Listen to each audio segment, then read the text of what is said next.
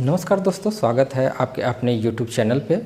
और मैं डॉक्टर निशांत आप सभी का तहे दिल से स्वागत करता हूं। और आज बात करेंगे हाई बीपी के बारे में। हाई बीपी यानी हाइपरटेंशन, लेकिन आज मैं बात करूंगा आइसोलेटेड डायस्टोलिक हाइपरटेंशन के बारे में। ये एक नया टर्म आप लोग को लग रहा होगा, लेकिन जो लोग इससे जूझ रहे हैं उनको अच्छे तरीके से मालूम है। सबसे पहले मैं बता देना चाहता हूँ कि हाइपरटेंशन बोलते किसको है और उसका नॉर्मल रेंज क्या है। ऐसे तो नॉर्मल रेंज जो ब्लड प्रेशर का है वो 120/80 मिलीमीटर ऑफ मरकरी है। यानी कि जो अपर लेवल है 120 वो सिस्टोलिक हुआ, और 80 जो नीचे का है उसको डायस्टोलिक बोलते हैं। तो अगर हाइपरटेंशन अगर किसी को होता है तो जिस अनुपात में ऊपर का लेवल यानी सिस्टोलिक बढ़ता है उसी अनुपात में नीचे का भी बढ़ता है। यानी कि अगर ऊपर जैसे 140 हो जाता है तो नीचे का 85-90, और उसी तरह से 160 तो नीचे का भी 100, इस तरह से इसी अनुपात में बढ़ता जाता है।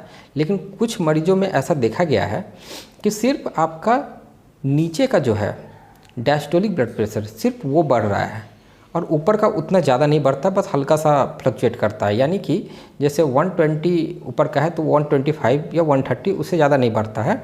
पर नीचे का डायस्टोलिक अगर हम देखते हैं तो वो कितना बढ़ जाता है, 90 से एबव हो जाता है, 95, 100, 105, 110 ऐसे बढ़ जाता है। तो इस तरह के जो कंडीशन होते हैं उसको हम लोग क्या बोलते हैं, आइसोलेटेड डायस्टोलिक हाइपरटेंशन। तो इसके लिए मरीज़ बहुत परेशान हो जाते हैं, क्योंकि अगर वो एलोपैथिक चिकित्सा में अगर हम जाते हैं तो एलोपैथी के जितने भी मेडिसिन है वो कोई भी मेडिसिन आप अगर लेते हैं तो ऊपर का अगर लेवल जो सिस्टोलिक है उसको अगर डाउन करता है तो नीचे को भी डाउन करता है। मतलब कि सिर्फ ऐसा कोई मेडिसिन नहीं है जो सिर्फ डायस्टोलिक को ही डाउन कर सके। तो उसके लिए प्रॉब्लम हो जाती है कि अगर ऊपर का भी डाउन होता चला गया नीचे के साथ साथ, और नीचे में अक्सर देखा गया कि लेने के बाद उतना ज़्यादा डाउन नहीं होता जितना होना चाहिए, तो लोग परेशान हो जाते हैं। तो जब ये परेशान होते हैं तो लोग क्या करते हैं, डॉक्टर के पास जाते हैं। डॉक्टर के पास अलग अलग तरह का जब जांच करवाया जाता है जाने के बाद में, तो क्या पता लगता है कि कोलेस्ट्रॉल हो या ट्राइग्लिसराइड हो वो बढ़ा हुआ मिलता है। तो कोलेस्ट्रॉल और ट्राइग्लिसराइड बढ़ा हुआ, यानी कि कोलेस्ट्रॉल जैसे 200 होना चाहिए तो 200 से कितना होता है, 200 से 250, 300 इतना तक बढ़ा हुआ होता है। और ट्राइग्लिसराइड भी उसी अनुपात में 150 या उससे ज़्यादा बढ़ा हुआ मिल जाता है। तो जब ये मिलता है तो हम लोग क्या करेंगे, जब तक उसको कम नहीं करेंगे तो वो डाउन नहीं होगा, चाहे कितनी भी कोशिश कर ले। ये डायस्टोलिक जो हाइपरटेंशन है वो डाउन नहीं होगा। उसके लिए हमें कोलेस्ट्रॉल और ट्राइग्लिसराइड का जो लेवल है उसको डाउन करना पड़ेगा। और आजकल हम लोग जितना फास्ट फूड खा रहे हैं और बिल्कुल भी हम लोग कोई भी फिजिकल एक्टिविटीज़ नहीं करते, क्या करते हैं, घर में सोए रहते हैं, टीवी देखते हैं, फास्ट फूड खाते हैं, जंक फूड खाते हैं। इन सब से हम लोग का ट्राइग्लिसराइड है और कोलेस्ट्रॉल वो काफ़ी बढ़ जाता है। और कुछ लोग बोलते हैं हम तो कुछ खाते भी नहीं हैं पर फिर भी मेरा ट्राइग्लिसराइड बढ़ा हुआ है, जबकि कोलेस्ट्रॉल ठीक है। तो ट्राइग्लिसराइड भी कोलेस्ट्रॉल का ही रूप है, लेकिन वो ज़्यादातर आप जब तला भुना चीज़, जब ऑयली फूड जब खाते हैं तब हम देखते हैं कि ट्राइग्लिसराइड लेवल बढ़ा हुआ मिलता है। ये खासकर वेजिटेरियन लोग में भी मिलता है। ऐसा नहीं कि वेजिटेरियन लोग वो बोलते हैं क्या कि हम तो नॉन वेज खाते ही नहीं है, फिर मेरा कैसे बढ़ा हुआ है, फिर मुझे ऐसे प्रॉब्लम क्यों हो रहा है। और जब ट्राइग्लिसराइड बढ़ जाता है तो उनका ब्लड प्रेशर बढ़ने लगता है, फिर हार्ट की प्रॉब्लम होने लगती है, चलने फिरने में बहुत दिक्कत होने लगता है। तो उस कंडीशन में हमें उसको कम करना पड़ता है। और जब हम ये प्रोफाइल जब हम करवाते हैं, लिपिड प्रोफाइल करवाते हैं, तो हम लोग का कोलेस्ट्रॉल या ट्राइग्लिसराइड में से एक बढ़ा घटा मिलता है। उसके अलावा हाई डेंसिटी लिपोप्रोटीन है चाहे लो डेंसिटी लिपोप्रोटीन है, उसमें भी हमें वो सही जो मानक जो रेंज है वो नहीं मिल पाता है। तो जो हम लोग का कोलेस्ट्रॉल में जो हाई डेंसिटी लिपोप्रोटीन वो ज़्यादा होना चाहिए, लो डेंसिटी कम होना चाहिए। क्योंकि कोलेस्ट्रॉल में जो हाई डेंसिटी है वो क्या करता है, ब्लड से कोलेस्ट्रॉल को एब्जॉर्ब करता है और वो क्या भेजता है, कहाँ भेज देता है, लीवर में। लीवर क्या करता है, उसको फ्लश आउट कर देता है बॉडी से। तो इस तरह से चक्र चलता है। लेकिन अगर ये हम लोग के शरीर में लो डेंसिटी बढ़ जाए और हाई डेंसिटी कम हो जाए तो कोलेस्ट्रॉल को बाहर नहीं निकाल पाता है, तो ये भी एक समस्या हो जाती है। तो अब हम लोग यहाँ पे घूम फिर कर के इस नतीजे पे पहुँचते हैं कि अगर हमें आइसोलेटेड डायस्टोलिक ब्लड प्रेशर है और मुझे वो कम करना है तो हमें ट्राइग्लिसराइड और कोलेस्ट्रॉल को नियंत्रित करना पड़ेगा और हाई डेंसिटी लिपोप्रोटीन को बढ़ाना पड़ेगा, लो डेंसिटी को घटाना पड़ेगा। तो इसके लिए हम लोग क्या करते हैं कि होम्योपैथिक में अगर चिकित्सा करेंगे तो सबसे पहले हमको टारगेट क्या करना है कि हमें कोलेस्ट्रॉल को डाउन करना होगा, कोलेस्ट्रॉल और ट्राइग्लिसराइड को डाउन करना होगा। तो कोलेस्ट्रॉल के लिए हम लोग के होम्योपैथी में जो कुछ मेडिसिन, जिसमें बहुत सारे मेडिसिन है, जिसमें सबसे इम्पॉर्टेंट जो बता रहे हैं वो है कोलेस्ट्रीनम। कोलेस्ट्रीनम मेडिसिन जो है वो कोलेस्ट्रॉल का ही टाइट्रेशन करके बनाया हुआ है, जो कि होम्योपैथिक मेडिसिन में 3x पोटेंसी में ले आप लोग। उसको लेने का क्या तरीका है कि कोलेस्ट्रॉल की अगर बड़ी टैबलेट जो भी अलग अलग कंपनी की जो होती है वो अलग अलग, जैसे SBL की भी होती है और दूसरे भार्गव कंपनी की, बहुत सारे कंपनी की आती है। तो अगर वो गोली कंपनी जिस कंपनी का ले रहे हो वो बड़ी गोली थोड़ी बनाती है, तो 2 गोली करके सुबह शाम लेंगे, ये 3 महीने तक कम से कम लीजिए। और जो छोटी गोली है तो 4 गोली करके सुबह शाम, और किसी में बहुत ज़्यादा अगर बढ़ा होगा तो 3 टाइम भी उसको लेना पड़ेगा। तो कोलेस्ट्रीनम 3x में लेंगे। उसके अलावा जो है अर्जुना क्यू मेडिसिन आती है, उसकी 10-10 बूंद हम लोग सुबह शाम अर्जुना क्यू लेंगे। वो क्या करता है, कोलेस्ट्रॉल ट्राइग्लिसराइड को भी वो डाउन करता है। और तीसरा है कालमे क्यू जो मेडिसिन आती है, उसको भी हम लोग 10 से 20 बूंद आधे कप पानी में उसको डाल करके हम लोग पिएंगे।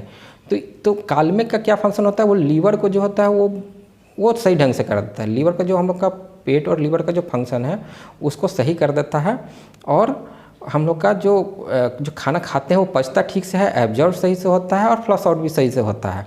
तो हमारा जो सिस्टम है, डाइजेस्टिव सिस्टम, उसको दुरुस्त करता है। तो ये तीनों मेडिसिन बहुत ही इम्पॉर्टेंट है। अब हम सेकेंडरी पे आ जाते हैं कि हमें बीपी को भी डाउन करना है, क्योंकि बीपी जो है वो जो डायस्टोलिक बीपी है वो काफ़ी हाई हो चुका है, 105 हो रहा है, जो हमारे शरीर के लिए अच्छा नहीं है, हार्ट के लिए अच्छा नहीं है। इससे लोग अच्छा फील नहीं करते हैं, सर घूमता रहता है, शरीर कांपता रहता है और हार्ट फेलियर का भी चांसेस बढ़ जाता है। तो इसीलिए हमें सेकेंडरी में उसको कम करना है। लेकिन दवाई तो अगर आप एलोपैथी दवाई लेते हैं तो आपको लाइफ लॉन्ग खाना पड़ेगा, उससे पूरा ठीक भी नहीं होगा। लेकिन होम्योपैथिक आप ले करके देखिए और मुझे कमेंट में बताइएगा कि आपको सच में फ़ायदा होता है या नहीं होता है। और मेरा दावा है कि ये आपको बहुत ज़्यादा ही फ़ायदा होगा। तो ये 2 मेडिसिन आप लोग लिख लीजिए, एक है रॉल्फिया सर्पेंटिना और क्यू में, और दूसरा है क्रेटेगस क्यू में। इसको लेना कैसे है, 10 से 15 बूंद आधे कप पानी में सुबह शाम स्टार्ट करेंगे लेना, और उसके बाद उसको थोड़ा धीरे धीरे बढ़ा भी सकते हैं। 15 बूंद 10 से 15 बूंद लेंगे, उसको अगर उतना फ़ायदा नहीं हो रहा तो 20 बूंद तक भी ले जा सकते हैं, पर आप 10 से 15 बूंद ही शुरुआती दौर में ले। 2 टाइम ले, अगर आपका लेवल बहुत ज़्यादा है तो 3 टाइम भी ले सकते हैं, लेकिन कम से कम 2 बार, सुबह, दोपहर और रात को ले। ये खाना खाने के पहले भी ले सकते हैं, बाद भी ले सकते हैं, लेकिन ज़्यादातर अच्छा रहेगा कि खाना खाने से पहले ले तो ज़्यादा बढ़िया रहेगा। तो ये तो हो गई कि ये मेडिसिन हम लोग लेंगे, और यकीनन इससे काफ़ी कम हो जाता है। ये हम लोगों ने मेडिसिन को दिया है और काफ़ी फ़ायदा इससे हुआ है। लेकिन इसके अलावा आपको अपना फिजिकल एक्टिविटीज़ करना होगा। जो लोग घर में सोए रहेंगे, काम नहीं करेंगे, लेट से उठेंगे, नहीं जाएंगे, कुछ भी नहीं करेंगे, सेडेंटरी लाइफ को जिएंगे, स्मोकिंग करेंगे, ये सब करेंगे, उससे नहीं होगा। तो आपको उसमें परहेज भी काफ़ी ज़रूरी है। मतलब वो सारे चीज़ हम ना करें जिससे कोलेस्ट्रॉल लेवल, ट्राइग्लिसराइड लेवल बढ़ा हुआ है। यानी फास्ट फूड नहीं खाएंगे, तला भुना चीज़ जो भी है, बाहर का चीज़ नहीं खाएंगे, ये सब करेंगे। और नॉनवेज भी कभी कभी खाएंगे, अगर खाएंगे भी तो मेरा जो प्रेफरेंस है, मैं जो बताऊंगा वो है फ़िश। आप फ़िश खाएं, वो अच्छा होता है। अगर अंडा खाना है तो येलो वाला पोर्शन को नहीं खाएं, वाइट वाले पोर्शन को खाएं। दूध अगर पीते हैं तो आप उसका जो ऊपर में जो जम जाता है, जिसको मोटी जो छाली जैसी जम जाती है, उस परत को हटा लें और उसके बाद दूध पिएं। और चीनी को कम कर दें, चीनी को बिल्कुल भी कट कर दें, क्योंकि अगर आप चीनी को कम नहीं करेंगे, शुगर को कम नहीं करेंगे तो कोलेस्ट्रॉल पूरा डाउन नहीं होने देगा। तो और फिजिकल एक्टिविटी करें, और सबसे एक मोस्ट इम्पॉर्टेंट चीज़, जितना हो सके स्ट्रेस को कम करिए, क्योंकि ये जितने भी चीज़ हैं अभी, वो स्ट्रेस उसका सबसे बड़ा कारण है। हम लोग के लिए भाग दौड़ वाली लाइफ में स्ट्रेस आता ही आता है, चाहे जो भी कुछ कर लें। इसलिए उसको मैनेज करना बहुत ज़रूरी है। खान पान में सुधार करना बहुत ज़रूरी है। हम लोग ज़्यादा से ज़्यादा पानी पिए, अच्छे फल फूल खाएं, नॉनवेज को कम कर दें, और जो मेडिसिन है उसको कुछ दिन कंटिन्यू करें, आपको फ़ायदा ज़रूर महसूस होगा। और ऐसा नहीं है कि ये मेडिसिन सिर्फ लो डायस्टोलिक ब्लड प्रेशर जिनका है उन्हीं को सिर्फ फ़ायदा करेगा। जिनका कोलेस्ट्रॉल बढ़ा हुआ है वो भी इस मेडिसिन को लें, उनका कोलेस्ट्रॉल ट्राइग्लिसराइड डाउन हो जाएगा। और जिनका हाइपरटेंशन है वो भी लें। हाइपरटेंशन सिर्फ डायस्टोलिक नहीं, जो नॉर्मल हाइपरटेंशन जिसमें सिस्टोलिक एंड डायस्टोलिक दोनों बढ़ जाता है वो ले, और यकीनन आपको इससे फ़ायदा महसूस होगा। और इसी के साथ मैं कामना करता हूँ कि आप सभी स्वस्थ रहेंगे और इसको ज़रूर फॉलो करेंगे। अगर आपको मेरे दिए गए सुझाव अगर पसंद आए होंगे, आपको वीडियो अच्छा लगा होगा, तो लाइक सब्सक्राइब करना ना भूलें और दोस्तों के साथ भी शेयर करें, मुझे बहुत खुशी होगी। Thank you so much. मिलते हैं फिर नए वीडियो में।